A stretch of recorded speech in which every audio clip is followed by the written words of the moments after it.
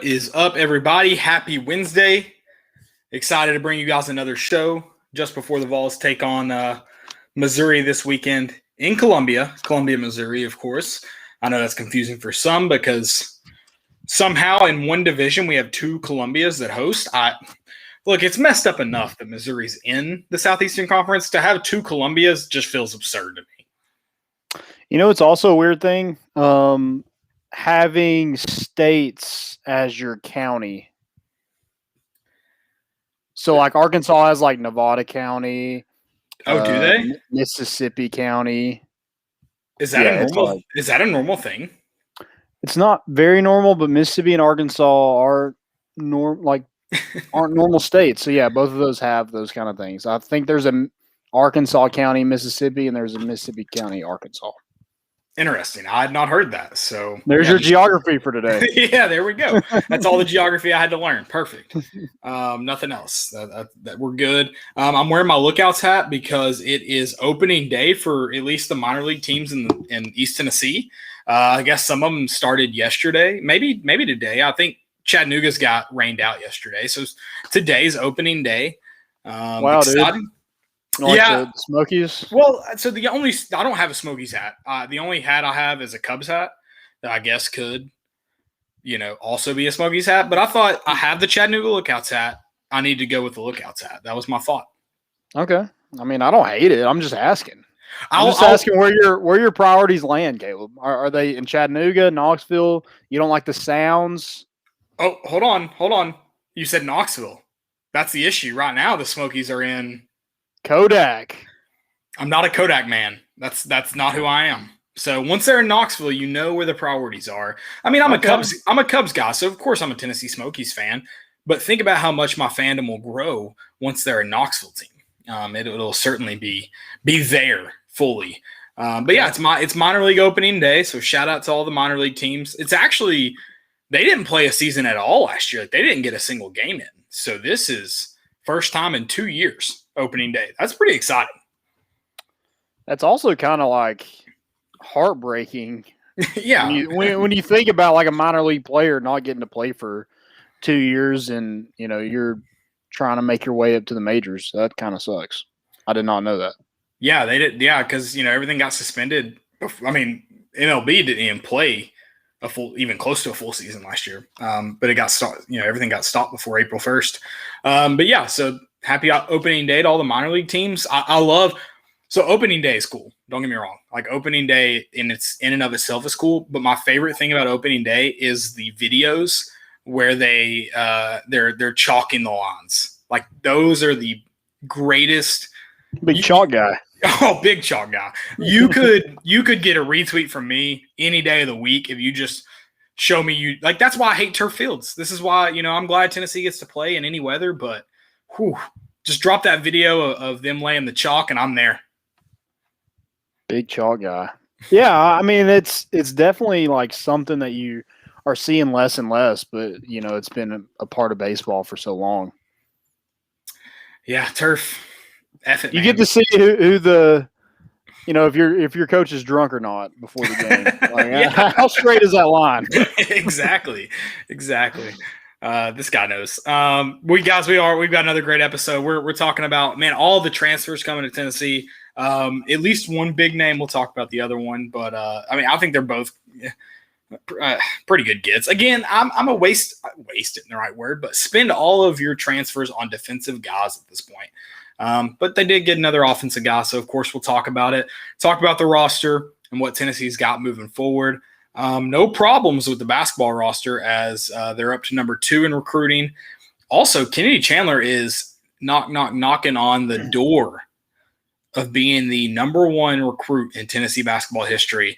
Will it happen before he gets on campus is the only question that's left to be. And then, also, I guess will he live up to the hype once he is on campus?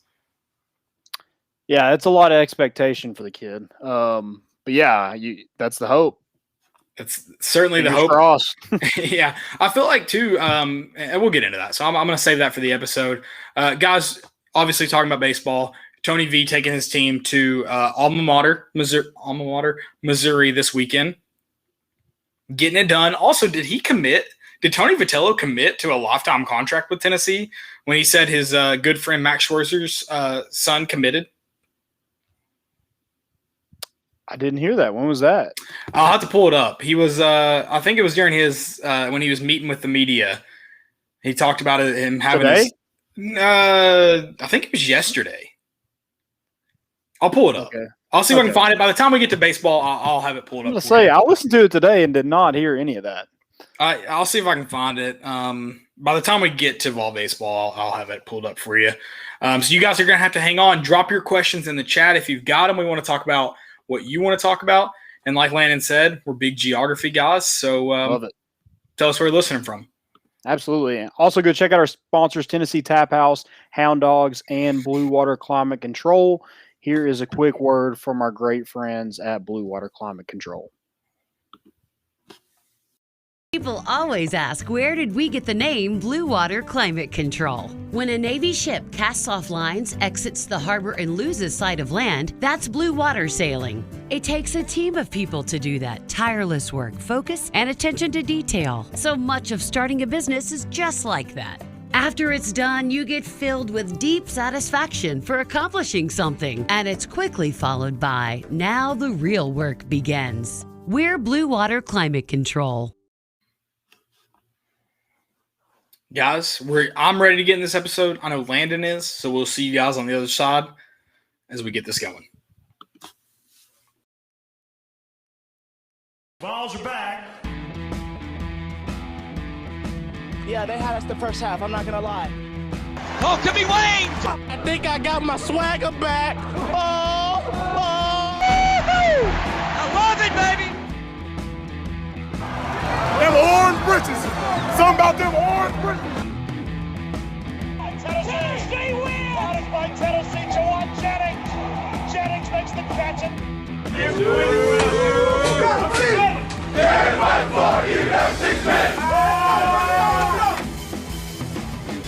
We just won a basketball game, and we're very happy right now. I made up my mind. I don't expect to ever look back. I'm going to stay at the University of Tennessee.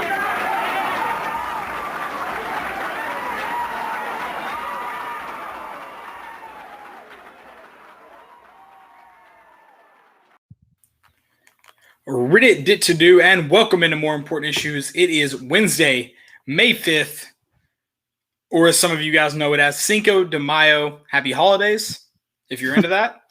Don't know if you are, but if you're into that, happy holidays, of course. I am hopefully optimistic about everything Tennessee athletics right now. Am I wrong in that, Landon? Tell me. I mean, like, everything we're seeing, yes, that is the correct way. But the Tennessee fan also in you is just like, when's something going to go wrong? Because too many things are going right at this point. That's a good point, too. You got to always expect the unexpected. It seems like Tennessee, the commitment from Juan Mitchell, which has always kind of been like looming, I guess, like it's been talked about. It's officially official. Officially official since at least the spring game. Kind of been looming, which is big. Tennessee baseball obviously rolling in the right direction. What was I about to say? Direction. With Tennessee basketball's recruiting class, it like literally gets better every time 247 does their film evaluation or whatever they want to call it. It's just like everything feels good. It's a trap. If you didn't celebrate, May the 4th be with you. It's a trap. Like, I just feel like I'm getting trapped. I mean, you want all the positivity. Danny White wants it. There it is. Like, it's happening. Dude, did we talk about the Danny White stuff? I feel like we didn't. I don't think we did. Do we want to? Yeah, sure, we can. Okay, let's do That's it. a good thing about having your own show is you can talk about whatever you want. Good point. It's a good point. Dude, I'll say this. I'm not mad about Danny White saying Tennessee fans are negative. Because you know what? Tennessee fans are negative. Now, I'm not saying Tennessee fans don't have a reason to be negative. Because they do. We do. But we're negative. I'm mad that Danny White said Tennessee fans that are negative aren't invested. We're invested. I don't have to give $10,000, $50,000, $100,000 a year to be invested in Tennessee football, dude. I've been there. Like, me and you have been in the stadium for how long? We spent our, like, not every, like, you know, good on him that he gave his $250,000 or whatever he gave to whatever fund they're going to call it now. Big Orange Fund, the whatever fund. I don't have to give that to be invested. I'm a Tennessee fan.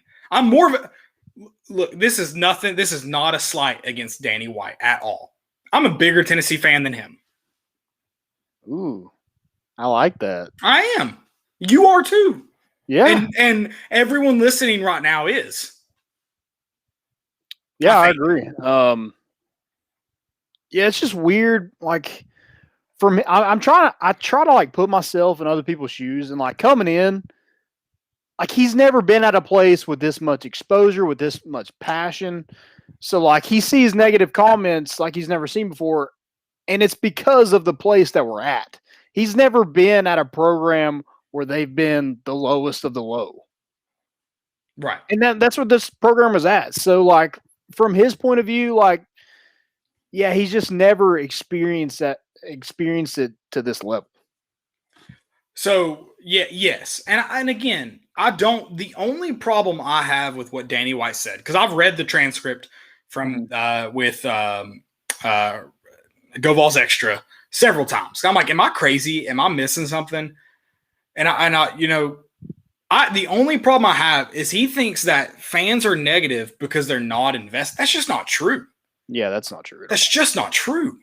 Fans are negative because of the, like, what fixes the negativity, Landon? Because I think we can agree on it. What fixes it?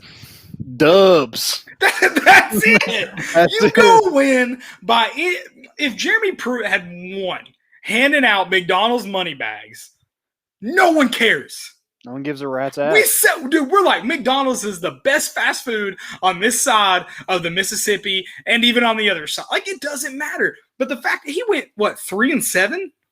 Now McDonald's sucks. Okay? So, just win. Just win. That's all that matters. And again, I'm not putting it like fire Danny White after that comment. I am not on that train. I'm just saying, I don't need to give more money to stop being negative about UT. I need UT to start winning. That's it, to stop being more negative about UT. That's it. Yeah. And Danny White, your job is to get us there. Yeah. And also, too, I understand fundraising is a part of his job. So when he goes into that interview, he's got to spin it as I'm raising. Like, I get that. I understand that. But, dude, selling it to – so I would guess I don't know. I'm not familiar with like how athletic directors work. I would guess, though, that there are far more average fans for a place like Tennessee or anywhere in the SEC than UCF. Like, there are far more just like 9 to 5, paycheck to paycheck kind of people. Yeah. Than UCF. So like UCF, you're only really talking to people who can give, like physically, like everybody wants to give. I guess can give is the right word. So it's like, it's a little kind of, I mean, you got to know there's not 102,000 people out there that can give the university $50,000 and say, hey, I know a lot of people have been like, Tennessee fans, they want Tony Vitello an extension and they want the baseball facility to be the focus. Well, they need to put their money where their mouth is. Like, no, the money's on Tennessee's campus. The fans are in the baseball stadium.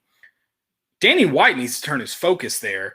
And if he wants to and he needs to turn his fundraising focus there, because there are plenty of donors and alumni and former players that are associated with the baseball program that could make that baseball facility better.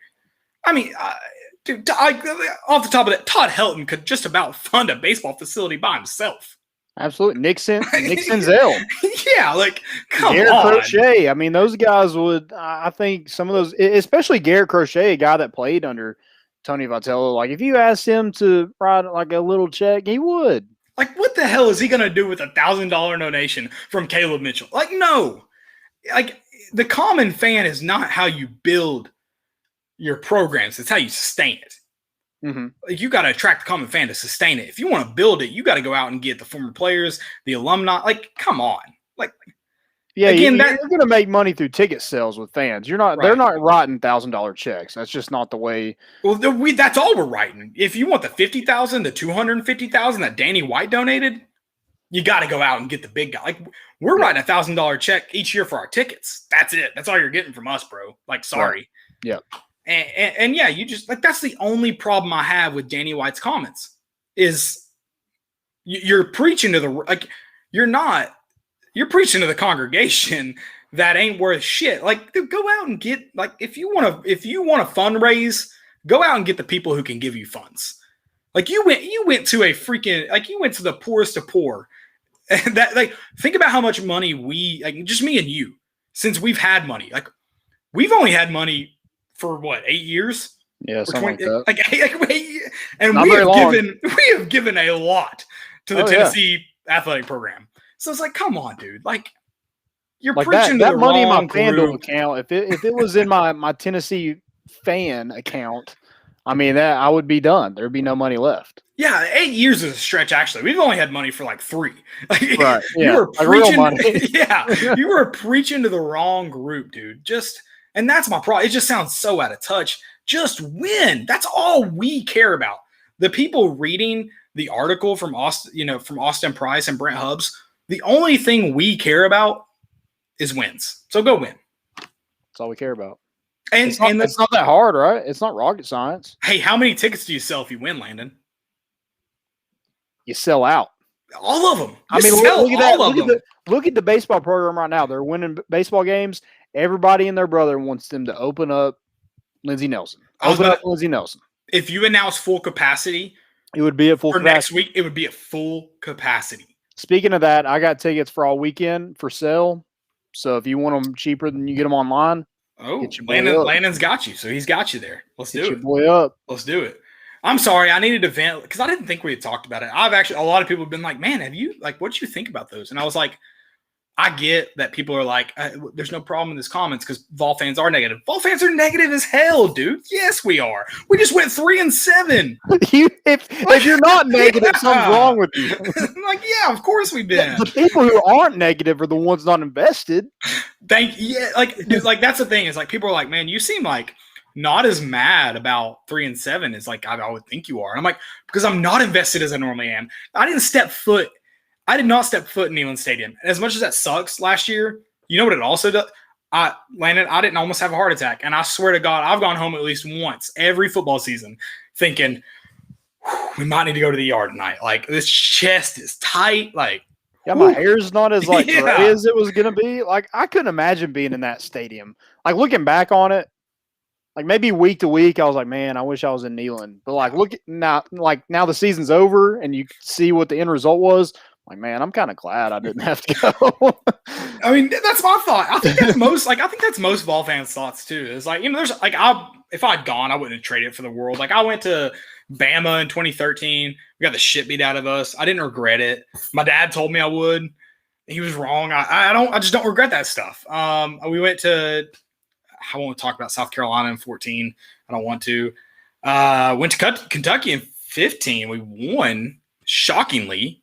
Josh Dobbs. No, he was too old for that point. But yeah, it's just like it's almost. We went to Vanderbilt. We went to Vanderbilt in 18. Whew, regret that. I do regret that. That was terrible. I do regret that. I don't regret it. I like to joke. I do. But yeah, it's just like, just win, dude. And the Vol fans, the rest will take care of itself. And I get it. I get the position Danny White's in, but probably shouldn't have done that in a sit down. I mean, we're still one of the most profitable programs in the country, and we're at the bottom of the SEC. I mean, like from Danny White's perspective, if you look at that, you're like, holy crap, all we got to do is, make a bowl game and we're going to make this much money. I mean, he's got to be like licking his chops. Just go win 6 games, baby. It don't take much. I saw that today too. So let's roll into football. I do want to talk about Juan Mitchell. I do want to talk about JaVonta Payton. So let's roll into that. So I saw today, like, and I even asked you, I was like, I am optimistic and I don't like it. I'm optimistic.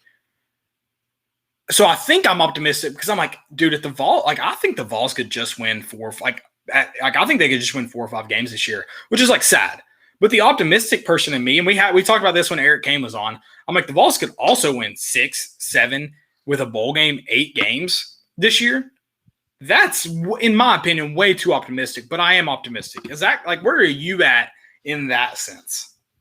I mean, I think you've addressed some needs with the transfer portal. Defensive needs, number one. And, you look at Heupel's track record with quarterbacks. You think you got surely out of one of those scholarship. I mean, you got more scholarship quarterbacks than you do linebackers right now. It's surely to God you can find one that's able to be a serviceable quarterback to at least score some points, win some football games.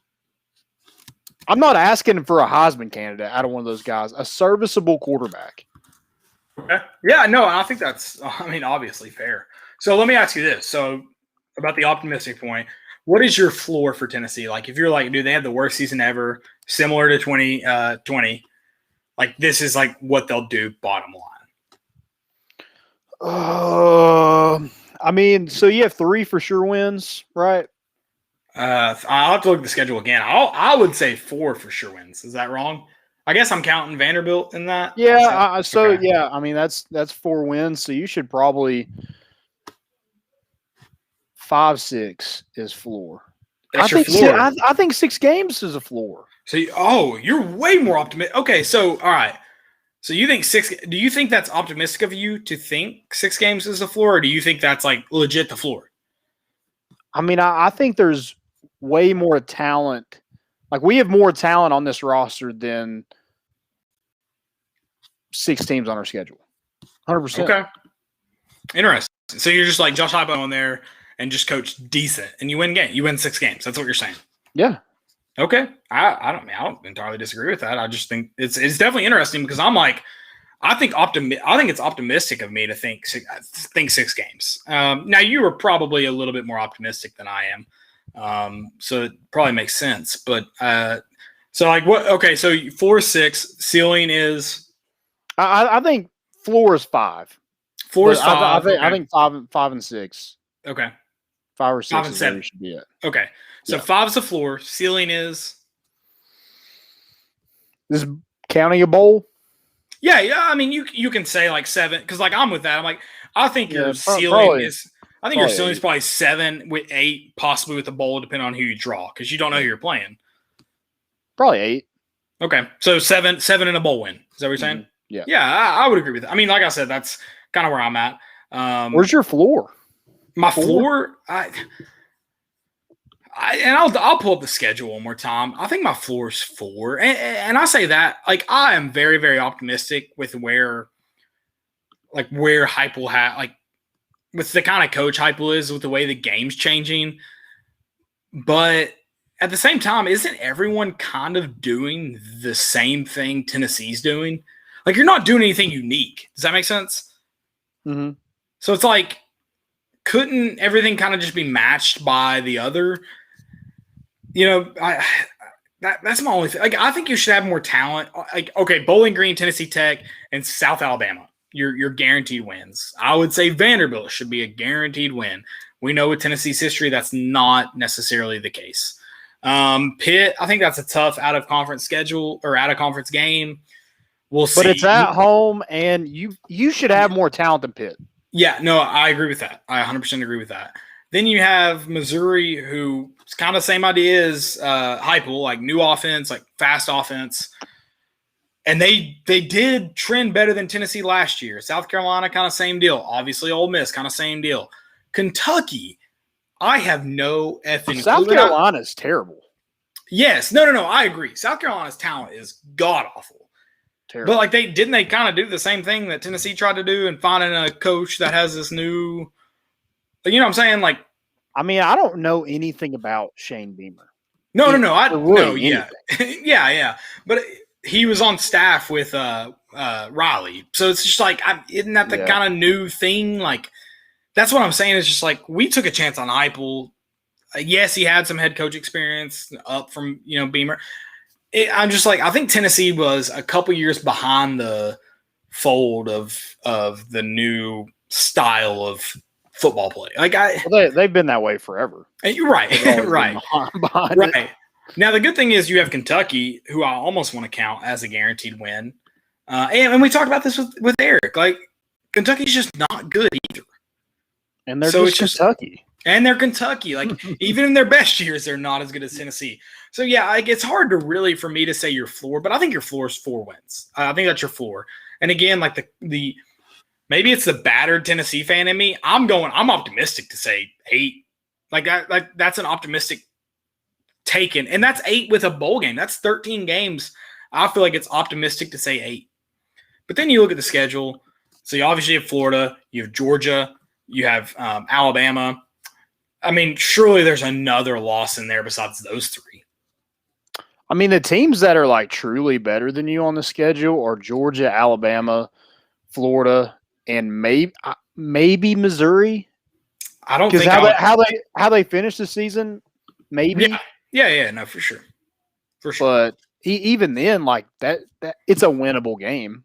Now, yeah, Florida, Georgia, Alabama, I don't know if those are winnable games. I don't think so. Right. No, I agree. God, I'm being too optimistic. That's the problem. I'm talking myself into wins, man. This is how it starts. Is it even technically the offseason yet? No, when you look at the talent, like you're like Missouri, like you said, Missouri's probably better than Tennessee. But like, is the talent head and shoulders above better? Like, maybe. Well, we'll see. All right, we're getting at one position. One position makes all the difference. They got a better quarterback than Tennessee. Look, you're right, and we are going to have to stop talking about football because I've already talked myself into 11 wins in my head, and I don't want to say it out loud. So just steer away from that. College football playoff, here we come. Exactly. So let's. I mean, we're going to get optimistic again. I think in this one, let's talk Juwan Mitchell. Juwan Mitchell, it's been rumored for a while. He's officially a Vol. He's headed to Tennessee.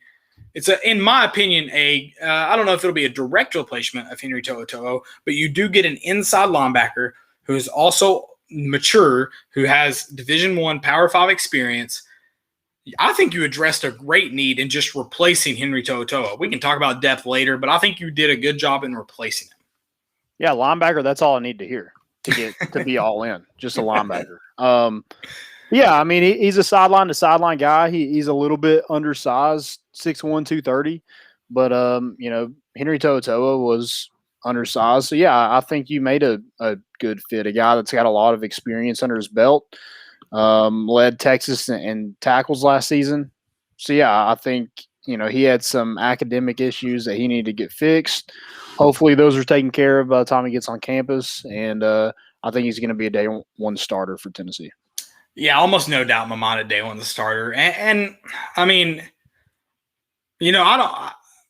I'm curious too. I think the places which I think our entire linebacking group struggled in was pass defense. So like that's my biggest question. Like a lot of people, I know the one video that Power T tape tweeted out that was like just fucking awesome. Like you were like, yeah, that's it. I want him. We're done. Nothing else. We're not talking about anything else.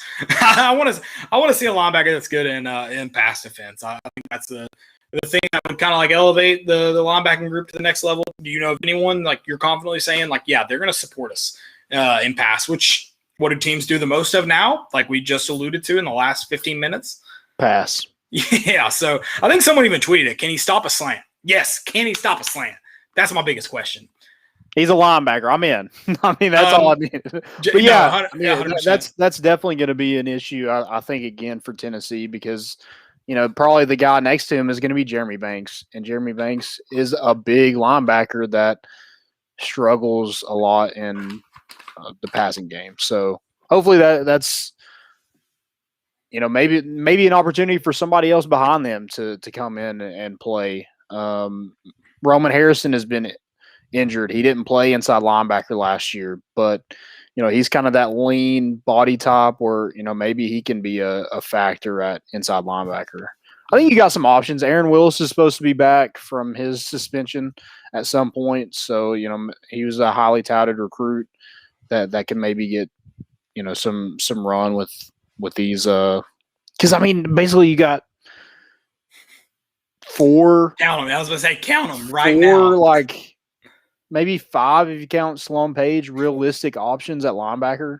Right. Juwan Mitchell, Jeremy Banks, who's been hurt, Roman Harrison, who's been hurt, and Aaron Willis, who's been suspended. So, three of your top guys haven't even been there for spring practice. Four of your top guys, because Juwan Mitchell hasn't been there either. So, yeah, no, it's and I obviously the focus with this staff is never going to be defense. I think that was kind of a joke between the last staff about, like, when we get guys in, like, when we get athletes in, are they offensive or defensive guys? Like with Jerry Pruitt, they were defensive guys. With Josh Heupel, there's no question what they're going to be. There's no question those guys are offensive guys, running back, quarterback, wide receiver, whatever. So it's definitely going to be interesting to see how they manage this defense, especially like you said, with guys just kind of showing up, weren't here for spring practice. So, but I mean, Juwan, they had to sell it to him. He was going to start moment he got on campus, no questions asked. So it's going to be interesting to see. I mean, obviously he should, I hope, have some leadership qualities that can maybe help this linebacking and this defensive group out. Yeah, and, one big thing that I just read in his stats, he's had 5 pass deflections in the past 2 seasons. So, oh God, yes, maybe he can stop a slant. I'm not saying he can, but the writing's on the wall. Not saying he can't either. Exactly. Not saying he can't. Let's flip to the other side of the ball, because today, actually, before Landon tweeted or sent me the outline. We had to add this one in here a little bit. JaVonta Payton adding some wide receivers to the team. Yeah, just another weapon for this offense. A guy that out of high school, Butch Jones couldn't land. He actually signed with Ole Miss, went the junior college route at Northwest Mississippi or Northwest Community College in Mississippi. And then Jeremy Pruitt wanted him out of junior college, and he picked Mississippi State. I did not realize that. So Josh Heupel brings JaVonta Payton in, 3rd time's the charm, and did something that Butch Jones and Jeremy Pruitt's staffs couldn't do. I did not realize Jeremy Pruitt also missed out on him. I mean, I don't know what JaVonta Payton's actually going to add. I mean, I guess he brings more experience to the team. Because obviously you lost Josh Palmer. Not that you threw the ball a ton. There's just not a lot of good targets on the field. So I guess you added a guy with some SEC experience, 329 yards receiving, I think, last year, and a touchdown. Mississippi State, which I'll say for me sounds very unimpressive in a Mississippi State offense. But we also have to remember, me and you both, I think, I'll say for me, I won't add Landon into this. I think Mike Leach's offense is severely overrated. So absolutely. Yeah, I didn't want him at Tennessee, and for those of you that did, I'm sorry, but he's not good. Yeah, it's not great. Because, I mean, yeah, we've talked about Josh Heupel and his, the defense is going to be the issue, but, you're scoring points. I mean, we don't want to legit, just not have anybody on the field for defense. That's what Mike Leach wants to do. No, I don't. That's the problem. I don't even think Mike Leach is like that. Mike Leach is literally just like, hey, we're going to throw it. All you have to do is stop the throw. That's it. At least Josh Heupel is an RPO type guy. Not all is stop the throw. Right. We even talked about this when Josh Heupel first came on. Josh Heupel's got to – I am not 100% on Josh Heupel. If he wins games, I'll be 100% on him. Mm-hmm. If he's not, well, you know where I stand. I know it might sound negative to Danny White, but win games, I'll be on board. I'm not – I think that's like that with any coach. If Nick Saban came to Tennessee, I wouldn't be 100% on Nick Saban until he started winning games in Orange. Oh, he was just coming to put us in the ground even more. Oh, yeah. There's no way in hell Nick Saban could win at Tennessee. Dude, let's start that rumor. Let's just put it out there. See if it lands on his desk in Tuscaloosa. There's no way in hell even Nick Saban himself could win games. Let's go. I wouldn't like cheering for Nick Saban. I hate him so much. I wouldn't even like it. Let's go the other way. Bill Belichick couldn't even win games at Tennessee. No chance. No way. No way. He couldn't recruit either. No, Bill Belichick couldn't recruit to save his life. You can manage a roster? No, not a chance. He got Cam Newton because he had nowhere else to go. That doesn't. You know where they go when there's nowhere else to go in college football? Somewhere cold. Last chance U. That's true. Not to the Patriots, which didn't Cam Newton kind of go to last chance U? Yeah, he did go junior college. Exactly. So yeah. Bill Belichick couldn't last a day at the University of Tennessee. No. He couldn't handle the media pressure. He couldn't handle that either. Mm. And it gets too hot in the summertime. Yeah, Can't be wearing sweatshirts. You can't wear the hoodie. It can't happen. Can't happen. But yeah, JaVonta Payton, the numbers aren't just like popping off the page. But that first game of the season when they beat LSU, he did have 6 catches for 122 yards. That's half his yards. And then the rest of the games he played in, they lost. And they won that game. So I'm just saying, maybe he was the piece that you needed all along. Maybe so. I'll ride with that. We can go with that. So he's a Tennessee guy now. So actually, Mississippi State deleted his profile off their I saw website. That. Hey, it's a 404 error. I like it. What does that mean? Do you know? No clue. Just not here? Like our system at work, it's a 500 error. Just okay. When something's messed up, they just got to put a number beside it. And you just tell them on the phone, you're like, yeah, it's 500 error. What does that mean? No clue. It's 500 error though. Yeah. Can't do anything about it. Turn it off, turn it back on, see what happens. Yeah. Well, 10-second reset. We'll see how that works. Yeah, no, I mean, getting on the water, I think I saw somebody tweeted, I would like to credit who it was, said all of our receivers run under a 4.44. So I guess that means one of the Jalen Hyatt, JaVonta Payton, Velus Jones Jr., one of them run a 4.44, and the rest of them got clocked it under that. Listen, I'm not an NFL draft scout, but I like the sound of that. Yeah, I'm not sure what JaVonta Payton's was. I think he's around a 4.4. Yeah, so I mean, he's a guy with experience, and that's about all you can really say. I mean, he's from Nashville, Tennessee, so maybe just putting on that orange means a little something more to him. Yeah, what school is he out of? Hillsboro. I don't even know where that's at, so cool. It's in Nashville. Well, yeah, I know that. They're like green and yellow. They're a really good team out of Nashville. They're you know what A they are? They were 5A for a long time. That's where couldn't get past South Oil. I think Kyle Phillips is from. Oh, nice. Kyle Phillips. And who was that? There was another one that committed to Tennessee. He was number 10 for a while, and then he went junior college. I don't know, but I'll look it up for you. They are like legit in Nashville. Like not even like a suburb. It's in Nashville.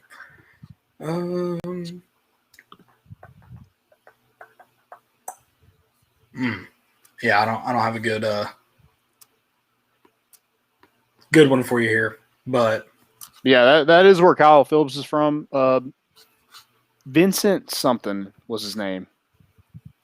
Vincent Perry. There you go. Oh, okay. Where'd he go? I feel like he went somewhere big recently. Did he not? I don't know. He went junior college, and I don't know. And then never got out after. Okay, gotcha. I feel like I remember seeing his name recently, but obviously that wasn't the case. All right. Well, let's. Oh, hey, we got a question for you because I can't answer this. This is from Credence Wood. He said, "Can we talk about recruits we could get in 2022?" I assume it means football. So, what do you got for us there? I mean, I think a lot of guys in state are guys that you are looking at. Guys like Cam Miller, Dallin Hayden would be another one. The kid from South Pittsburgh, his name is escaping me. It's the defensive lineman, right? Yes.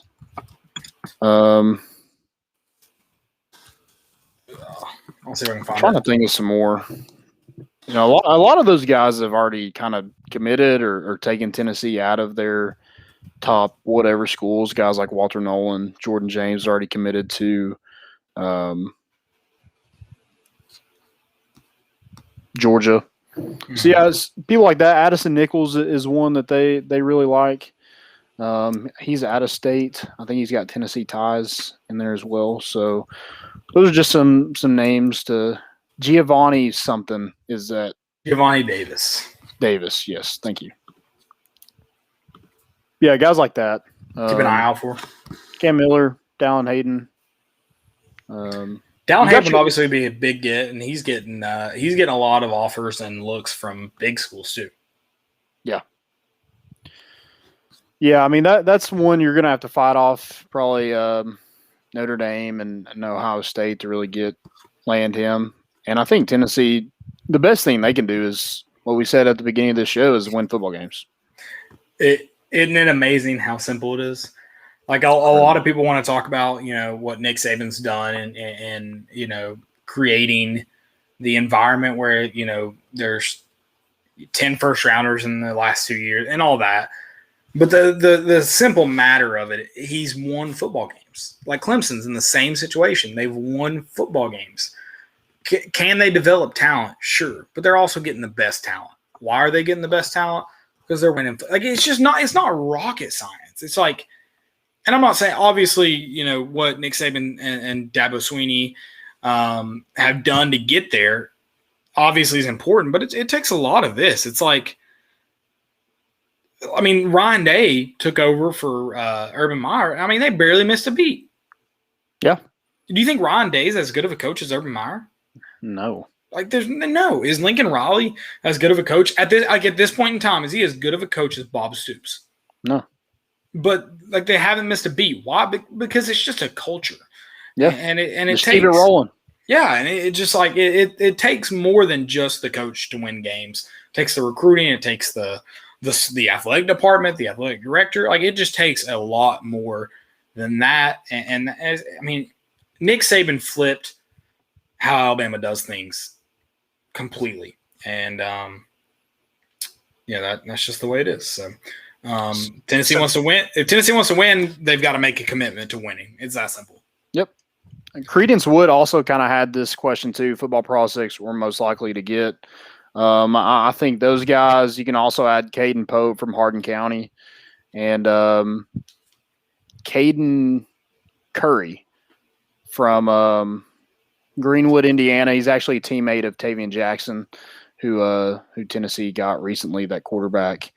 I think Eric Kane had a article on him today. So that's some guys to look out for. Jalen Sneeds, another one out of Hilton Head, South Carolina, that Tennessee's big on. I think we just made his recent top 5, 6, something like that. Yeah, so they'll just kind of look more in state, but they're also going to hit Georgia, South Carolina, and then obviously they have a tie in Indiana with Taven Jackson, where they're going to kind of see if they can get in Caden Curry as well. Right. Yeah, no, I think there's definitely some big prospects. And again, like you said, the cure-all is go win games. Obviously missing out on this 2022 class, missing out on Ty Simpson early sucks. But here's the thing, though. Hey, his name is not signed to any paper yet. I don't think – I'm not saying look for him to get – we talked about it, though, when Jeremy Pruitt first left and Josh Heupel first got hired. Obviously that'd be a big get to kind of steamroll this class. So that hurts you in that sense. But go win games and you get some of the names you mentioned, plus maybe potentially flipping some guys too. I'm not going to say any names if you can flip. I'm just going to say flip some guys. Yeah, I mean, that's definitely like Tennessee's – you can't really sell a vision right now because there's just nothing to sell. You can't really build off last year because you're terrible. And then, everything is new this year. So it's – you're having to sell a vision to these kids in this 2022 class, and hopefully by the fall – it's going to start opening up. You can get people on campus. That way you can sell that. I think Mike Eckler had a big part in is it the Juice? Was he on the Juice? Kind of talking about how Tennessee sells and everything like that. Mm-hmm. You just got to get kids on campus and then hopefully win some football games in the fall that can really help, like you said, steamroll this recruiting class. Yeah, 100%. We got a couple questions about football from J-Dub, so we're going to get to those real quick. Do you disagree that this staff this is arguably the best staff on paper we've had since former staff? I've got to initially just disagree because this staff isn't just incredible. I think there's some. I think Josh Heupel did a good job of getting some guys on the staff that maybe were a little unexpected, but I think there's still a lot of unproven younger guys too. And again, I think the reason I say I initially have to disagree, I have to go back and look. But I think obviously, going and getting guys like Rodney Garner, getting a defensive coordinator like Tim Banks, getting Eckler, I think there's some good names on this staff. But I think at the end of the day, there's still a new staff and they still got to go win games. And then some of them, like Golish, who came from UCF, are still yet to be proven. Yeah, absolutely. I think Jeremy Pruitt's first one, that was the best staff money could really buy. Right. Well, it was just outside of Tyson Helton. Right. But it was just a whole bunch of pieces that, apparently just didn't fit together. At least with Josh Heupel's staff, a lot of those guys are from UCF. A lot of them have worked with each other before. You hope it fits together, too, at the end of the day. Right. You hope that continuity a little bit with this staff. Hopefully it fits. I mean, I don't think you can really say it's – I mean, if they go win football games, I guess it looks better than Jeremy Pruitt's. I mean – oh, yeah. We can definitely talk about it. We can definitely talk about it after the season. Right. But I mean, right now I couldn't confidently say it was better than. I mean, honestly, any many previous staffs that have been assembled at Tennessee. I think there's still a lot to prove from this staff. They haven't. I mean, they just haven't done anything. Even on paper, I'm not incredibly impressed, honestly. Yeah, because I mean, you have 3 recruits at this point, and you've got some transfers that the staff has brought in. Everybody else is from Jeremy Pruitt's. Yeah, I mean that, and even with this, J-Dub has another question. I guess kind of asking that same question about legitimacy of the staff. Do you think the fact UCF just put 2 2-stars and a 3-star and a 4-star into the pros boosts recruiting? I mean, I think at the end of the day, those guys. I mean, Tennessee's not vying for those guys. The SEC isn't, like, you're not bidding on the. I think Tennessee, like, I don't know, like, is a 4-star, is a high 3-star, is a 5-star gonna want to play at Tennessee under Josh Heupel, or is he gonna want to play under Nick Saban or Dan Mullen or Kirby Smart? Like, I mean, I think that's yet to be determined. Could it help? Maybe. But Dan Mullen and Kirby Smart and Nick Saban, like, they've got a better resume than Josh Heupel. So no, I just don't think it helps at this point. I think he's got to go win games and put the guys that he's got at Tennessee in the pros as well. Like, Tennessee is gonna get those guys if they want them. Hopefully they don't want them. If they do, you got to do it with the guys that are here right now, and then the guys that hopefully the 4 and 5 and the high 3-stars that you get here in the next couple of years. Yeah, I think you can use it as like a, maybe under the radar guy. Like, hey, we can develop you into a really good player, because I mean that's Tennessee didn't want those guys at UCF, but yet they put more guys in the pros than Tennessee did. And I think that tells a lot to where this program's at, and it's kind of leading us into our next thing is, what is the issues with this roster? And it's, Tennessee got 2 guys that were drafted, only 2. Right. That's it. Right. And probably our 2 best players on the offensive side of the ball, minus Eric Gray. You're having a party over there. It's Cinco de Mayo in the Mitchell household. Yeah, Brutus got a little wild here as let's see if we can get this light fixed. I know you guys want to see my beautiful face, so I'll see if I can. There you go, that luscious beard. There we go. The beard is looking pretty good. I know. I need to shave the neck up, but Jay, thank you for the question. I agree. Like, Josh Heupel's done a lot of great stuff in UCF in terms of. I just think the SEC, when you flip to the SEC, like, is he doing more than the other guys? And that's who you're recruiting against. Like, you're not recruiting against, Conference USA guys. So or whatever conference. What are they in now? They're not USA. They're AAC, American Athletic Conference. Yeah, they're. So I just think it's just yes, like you said, maybe you get some what's the right word? Under the radar. Under the radar, like, on the verge guys. But I just think you've got to form your own kind of identity at Tennessee. I think that's the case. Yeah, I mean, to get where, like, you're competing with guys like, with Georgia, Alabama, Florida, for some of those guys, you got to develop the guys on your roster to compete with them on the field. Yeah. And then you can have a chance, maybe getting some of those 4 or 5-stars. But until then, I just don't see Tennessee being a factor for a guy like Walter Nolan, who's the number 1 player in the country. Yeah, he's out of the state of Tennessee, but,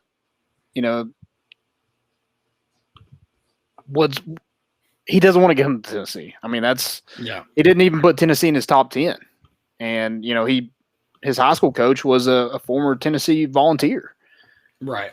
And so, I mean, that just tells you where Tennessee's at. Tennessee just doesn't have, that kind of pull right now because the program is where it's at.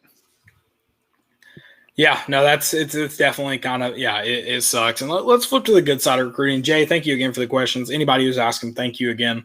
Let's talk about the good side of recruiting here, and that Tennessee basketball is up to number 2 in the recruiting rankings. Kennedy Chandler just kind of keeps on climbing. I think it's probably more, so the only guy now that's in front of him is that, this is a great point. Graham Morgan just said on Facebook that Rick Barnes, he took 3 stars and developed them. Now he's getting 4 and 5 stars. That's exactly right. But you got to do it. I think the difference is that Josh Heupel hasn't done it at Tennessee yet. Yeah, like that. Like there's guys. He's got to develop guys on his roster to get to the point where he can compete with those guys to land these 4 and 5 star talented. Exactly. So I think he's got to do it at Tennessee, and then yes, I think it means something. Both credit to Graham and Jay for those questions and comments. Yes. So basketball, that's a great point. Look at what he's done with the lower stars. Now he's got guys who are going to end up one of the highest rated players to ever commit to Tennessee and sign with Tennessee in Kennedy Chandler. Yeah, and Rick Barnes there's a talent gap between him and some other guys. I mean, he's going to have 2 guys drafted in the first round this upcoming draft. And, Tennessee gets 2 guys drafted in football. That was tied for second to last in the SEC. That talent gap. Kentucky had 6 guys get drafted. And they're terrible. They're not good. Right.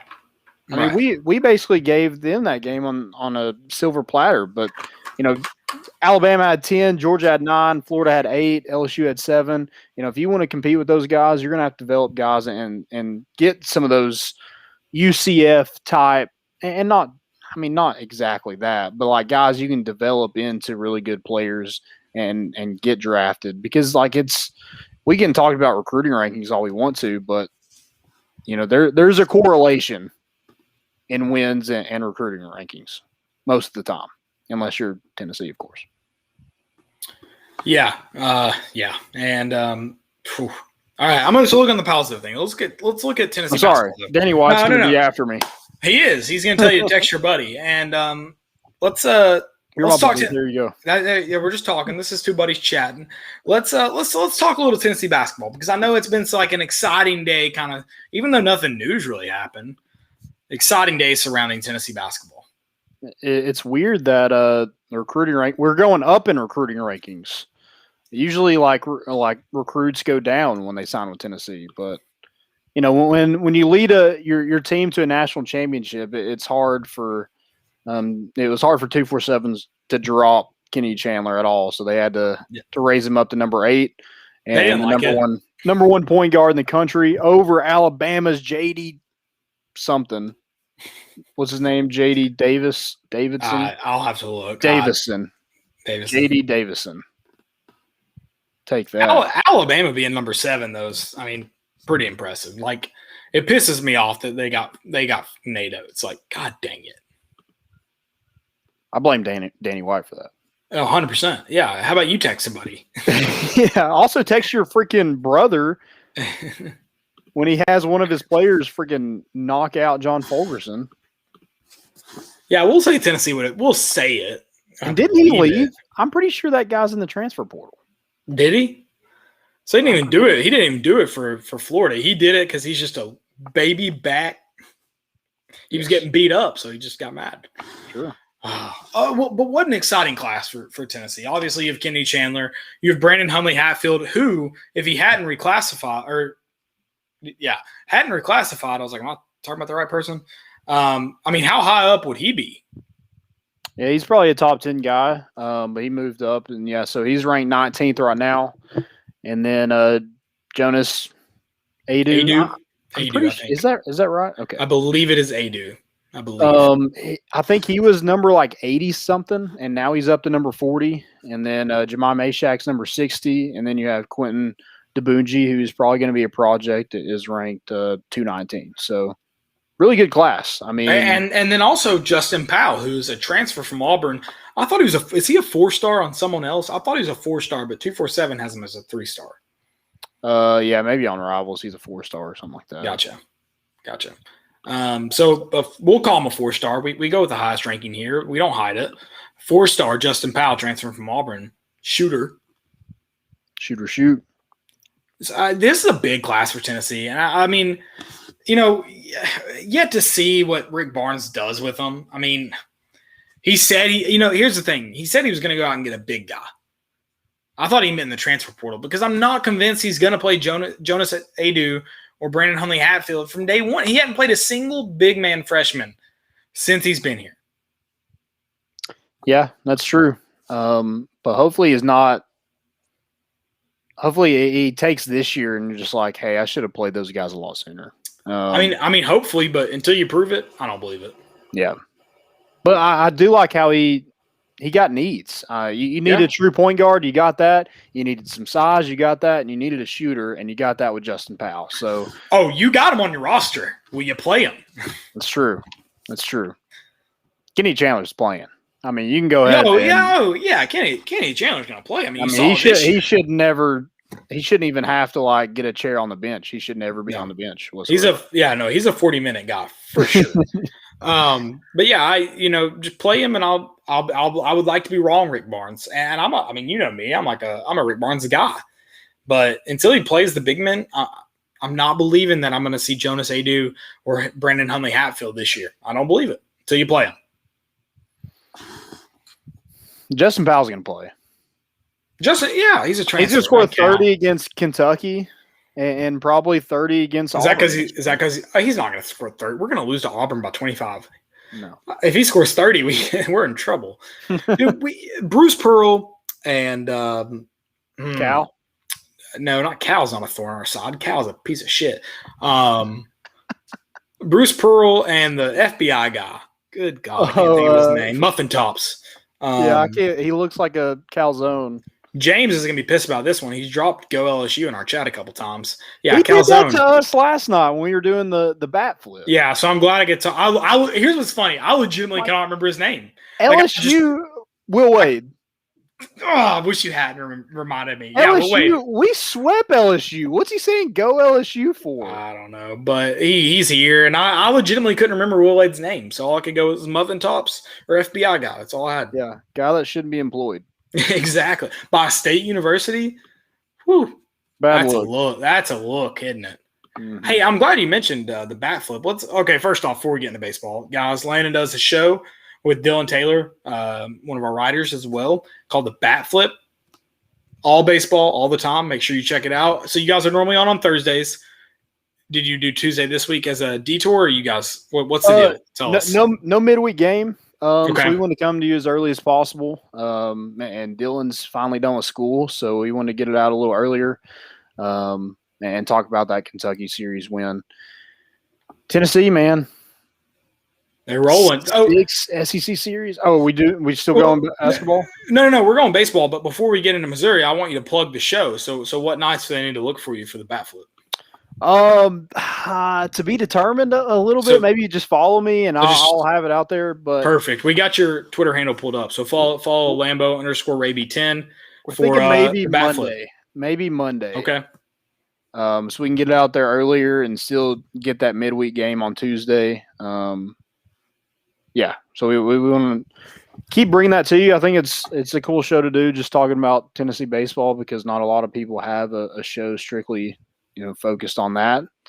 So we talk about a lot on this show, and then, that show is just kind of a little bit more in depth of going into the lineup and things like that. So yeah, go check it out. Appreciate it.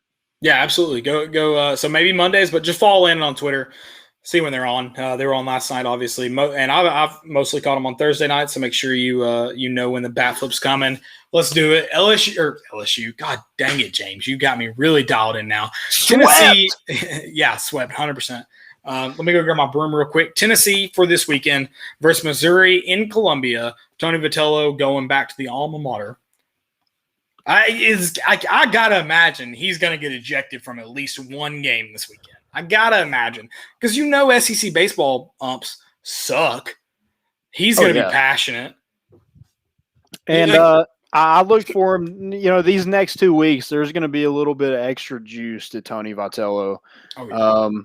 Definitely this weekend against a team that he played for in Missouri, and then a team that he previously coached at in Arkansas comes to town. Will probably be the number 1 team in the country at that point.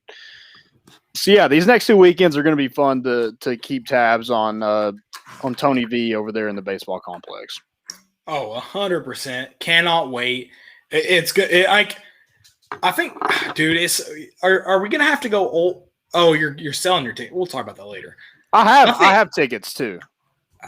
I'm not. I won't be there Friday because I have a wedding, but after that, I'll be there Saturday and Sunday. Do I have something Saturday? I do have something Saturday. Damn it! I was about to say. So the Vol Creatures aren't going to be there, and I'm a big fan of the Vol Creatures. I was going to say, do we have to? We said we'd never take our shirts off, but do we kind of have to for Saturday's game? Like, is it something we have to do? If we're putting it on number 1 Arkansas, you best believe I'm getting rowdy. All right. Well, in that case, dude, come Saturday. I am coming. It's Emily's birthday, so we're gonna have to reschedule. We're gonna have to just say, Emily, I'll be there after. Probably painted orange. I think. God, we're in a bond, man. We got to do it. Like, Chad will be there because they tweeted the Vol. I need to go get my. God, I need to go get my tie-dye shirt out. I've got a Vol Creature shirt, Legends of Lindsey Nelson. They're not going to be there. Who's going to take their place? Because we need someone to take their place. I got a new Tennessee baseball shirt. It's a cream with the home run on it. That's sexy. Yeah, it's going to be nice. I like that. There's no chance Tennessee gets to 100% for the Arkansas series, right? There's no chance. I don't know. I just I don't know why we haven't gotten to that point. If the mask mandate is lifted, what's like I'm not trying to be political or whatever. I'm just like that's just real.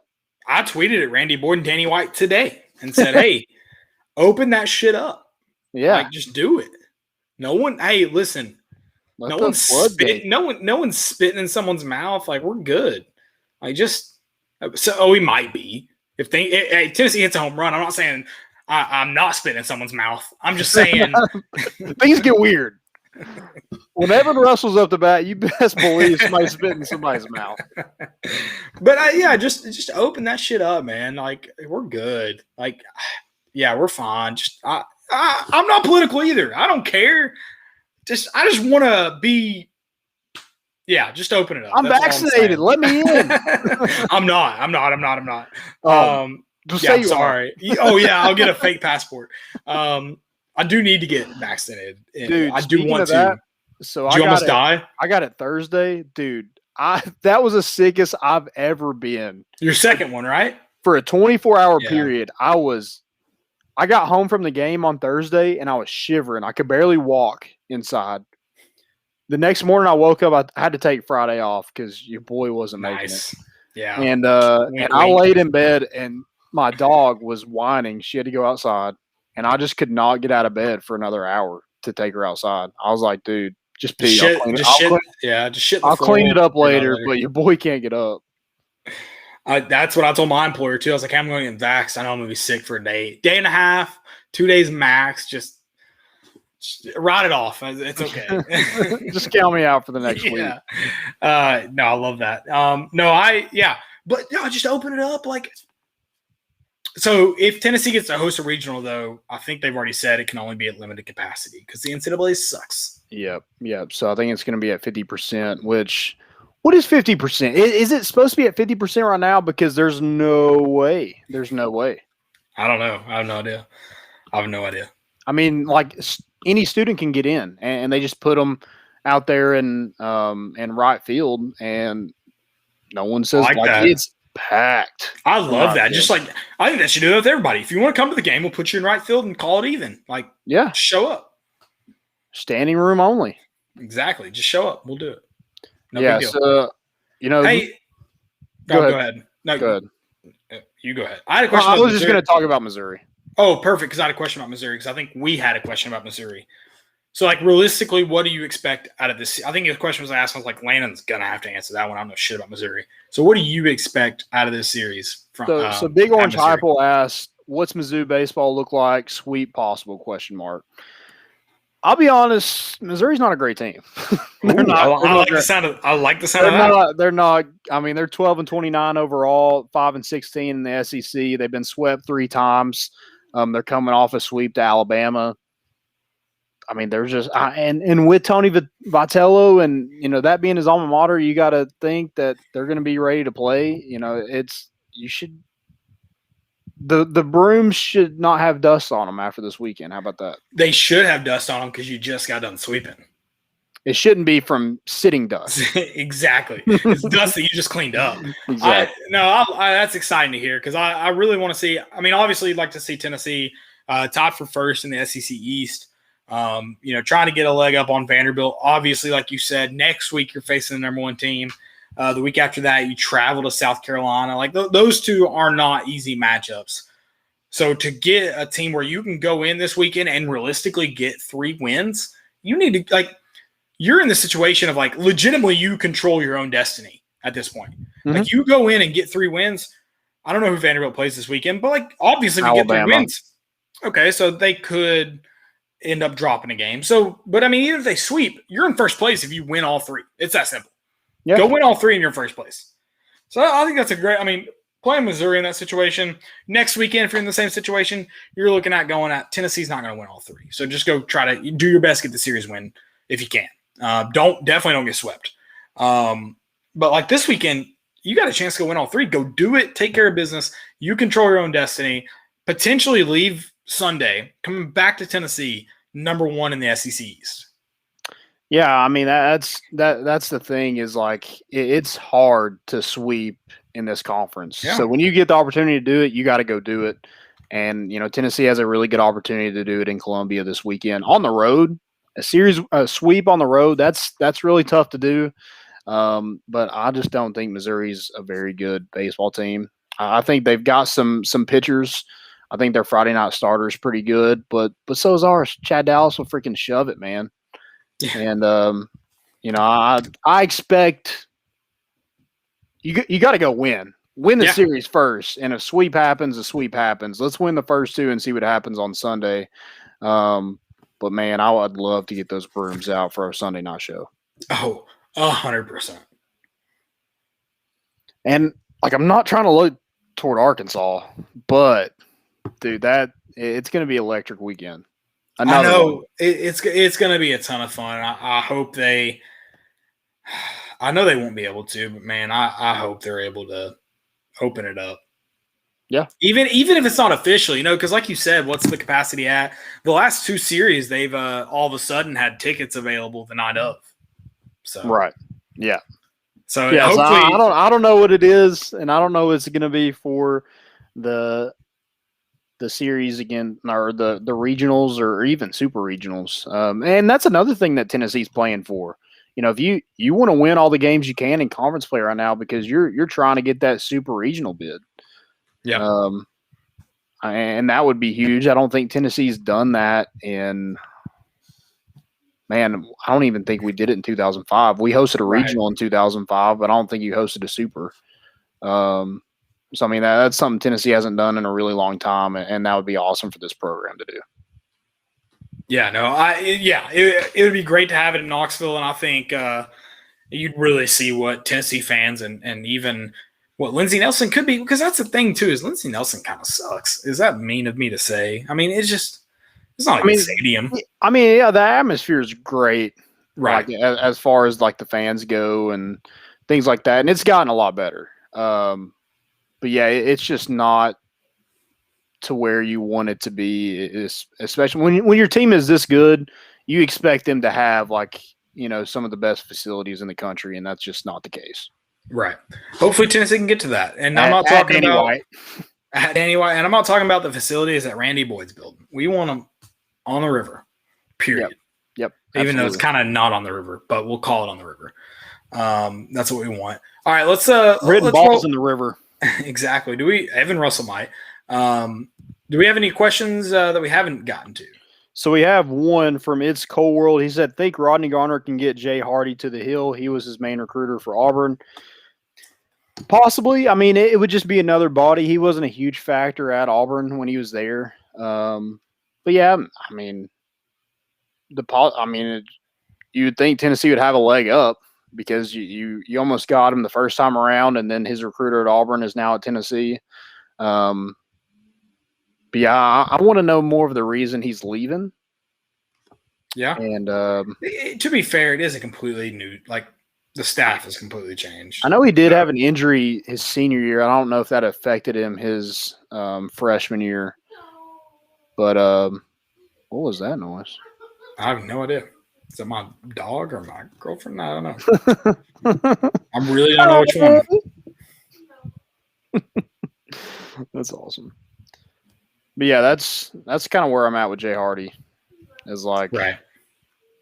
And I'm sure they're doing a lot of that because you've gotten quite a bit in the transfer portal. You probably would like to add maybe another offensive lineman or a DB or probably another linebacker. Anyone defensively. Yeah. Anyone. But yeah, maybe Jay Hardy fits that need. Maybe Rodney Garner is like, yeah, I want this kid here, and you go get him. Yeah. You recruit him once, why not do it again? Yeah, just roll the dice, see what happens again. Yep. You never know. Any other questions? That's all we got. James Priest said Tennessee versus LSU football 2021. That would mean the SEC championship game, which I'm going to go ahead and say no. But maybe 2022 we will be there. Maybe Landon disagrees. So, okay. You're already we need to go ahead and book the trip to Baton Rouge. Calling Baton Rouge. Oh, Brandon, won't you put me on through? Somebody live down the Baton Rouge. Yeah, no, we'll be there in 2022, but 2021. I mean, if they're playing in Atlanta against LSU, I'll be there. Your boy gonna be there. I mean, I'll be there, head shaved and everything. I said if Jeremy Pruitt won the East, that bet paid off good. Landon technically still has to shave his head. Yeah, you said. Yeah, but it's not my fault. We should have just shaved your head in Nashville and called it. That's what we should have done. You should have even had an option to deny it. Like when we lost to Vanderbilt? Oh, yeah, because that was when we came in 6th, 7th. Yeah. Yeah. I mean, if you would have shaved my head, I would have just been even more depressed than I already was. Exactly. You were already depressed. We should have just done it and not even let you get an escape. Not even let you get one. Stupidity is an epidemic. Before we get into that, because I don't know if this is stupid, did you see the New York Rangers and the Washington Capitals go at it at the puck drop tonight? That's electric hockey right there. That's what we want out of hockey. Just brawling. And shout out to the 2 guys. Well, 4 guys total. 2 guys from each team that were just like, hey, we're not going to fight. Like, we're not fighters. We're just going to watch and chit-chat it up. I love that. That's what you should do. Big into that. All right, what are your stupidities? Brian Batko. I'm going to see what he actually does for a living. He's verified. Nice. So, he's verified. Post-Gazette. He writes for Pittsburgh, which I guess this makes a little bit more sense, but it's still stupid. He says, the more I study this draft, the more convinced I am the Steelers simply can't pass on Kyle Pitts if he falls to them at 24. Oh, God. Excuse me? 24? I mean, yeah, if Trevor Lawrence falls to 24, there's no way the Steelers are going to pass on that guy. Did my man really think Kyle Pitts was going to fall? What did he end up going, 4? 4? Yeah. 24. It's like, dude, there's like 10 people that, yeah, if they fell to 24, you got to take them. Kyle Pitts. No doubt. Is he a draft analyst? Is that in his Twitter bio? Draft analyst? No, it's just journalist. Pittsburgh Post-Gazette journalist. Muckrack. I don't know what muckrack is. I don't know either. Sounds not good, though. It sounds kind of gross sexually. I don't like it. So I'm going to call this stupidity because I hate the guy, but I don't. Have you seen this video? It's been trending on TikTok On the top? of Will Muschamp. What's he even doing now? No clue. But when he was the defensive coordinator at Texas, he comes into the locker room, and first off, he draws 4 perfect circles. He's drawing the offensive line.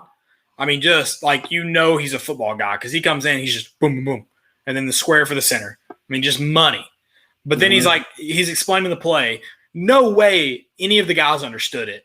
And he's showing them. They do this, this, and this. He's like, this is where the tight end goes and the guard pulls, like whatever, blah, blah, blah, blah. And he's explaining it. He's like, just do your job, and just start slapping the board. He's like, just do your job. It's awesome. But it's also like no one there knows, like no one has a clue what you're talking about. No one. You just explained that so poorly. It's provocative. And that's probably why South Carolina sucked when he was there. I'm just going out on a limb. I don't know. I mean, yeah, probably. Do your job. Coach, we don't know what our job is. Just do your job. I don't have any more stupidities. I don't either. I've got 2 most important I'm excited to share. I am too. Sunday. I have one that I'm really excited. Does yours have to do with the Arizona Diamondbacks at all? No, but that's a good story. Mine has to do with the baseball, though. Cubs. So okay, go Cubs, go. I do have. I don't know if this is more of a fail. So I'll say you guys have to come back Sunday. Okay, yeah. Well, this is how we keep them in, Landon. We just bring them back Sunday. Brooms and all. Yeah. Oh, yeah. Well, the broom Sunday. Nice. Good call. Good call. I'll have to get mine ready. That's all I got, man. I don't even see it over there in the corner. That's all I got too. Guys, this week, Tennessee baseball takes on Missouri. We need to start give us some ideas for the offseason. What are we gonna do this offseason? Because we're coming up to it. We're just gonna have to get people on here just to fill some space. We're gonna have to get some guests. I'm thinking guests. I'm thinking some maybe Ross Kivet, like once every month. We just every day. Kiv on, kicking it with Kiv. Ooh, I like that. Is that the name of the show he did? Yeah. Okay. Yeah. I was like, that sounds familiar. That was stolen. I was like, that sounded too good to be true for ours. But yeah, no, get a bunch of guests on. I think we're gonna have to do some like movie reviews. I think maybe we should just watch Outer Banks together, like all of us. Just hold hands. Yeah, for sure. Dude, drink wine, say sheesh. Speaking of Outer Banks, because it's in North Carolina, Peanut Butter Falcon. I watched it for the first time last night. Good movie. That's a good movie. It's a great movie. I enjoyed it. It was a very good movie. No free pub though, so you guys are going to pay us for that, Peanut Butter Falcon. Shia LaBeouf, you owe me. Guys, we appreciate y'all listening. It's always fun. We'll be back Sunday talking about the Vols sweep over Missouri. Love speaking into existence already. Love it. Thanks, guys. We're bringing the boat in, and we out.